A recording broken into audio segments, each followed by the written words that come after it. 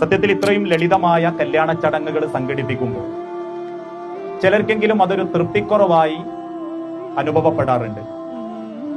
നമ്മളിലുള്ള ചില ആളുകൾ മനസ്സിലാക്കിയത് ആയിരക്കണക്കിന് ആളുകളെ വിളിച്ചുകൂട്ടി 10,000-കണക്കിന് പൈസ പൊടിപൊടിച്ച് 2ഉം 3ഉം ദിവസമൊക്കെ കല്യാണം നടത്തിയാലേ കല്യാണത്തിന്റെ ഒരു ഭംഗി കിട്ടൂ.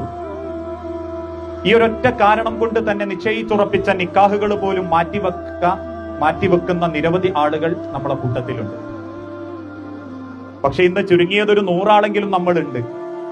റസൂലുള്ളാഹി സ്വല്ലല്ലാഹു അലൈഹി വസല്ലമയുടെ കാലത്തുള്ള കല്യാണങ്ങൾ ബഹുഭൂരിപക്ഷ കല്യാണങ്ങളും ഒന്നെങ്കിൽ 5 അല്ലെങ്കിൽ 10 വിരലിലെണ്ണാവുന്ന ആളുകളെ കൊണ്ടാണ് നടത്തപ്പെട്ടിട്ടുള്ളത്.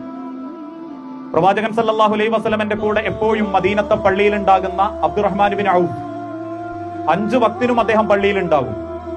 ഏത് യുദ്ധത്തിന് പ്രവാചകൻ എന്ത് ചോദിച്ചാലും അത് കൊടുക്കാൻ അദ്ദേഹം മുൻപന്തിയിൽ ഉണ്ടാകും.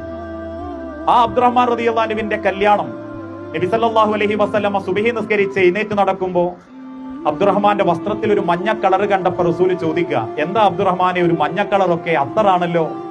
അദ്ദേഹം പറഞ്ഞു, റസൂലെ ഇന്നലെ എന്റെ വിവാഹം കഴിഞ്ഞു. അതും ആരറിഞ്ഞിട്ടില്ല? അള്ളാന്റെ റസൂലും അറിഞ്ഞിട്ടില്ല. അത്ര ലളിതായിരുന്നു ഇസ്ലാമിലെ കല്യാണം.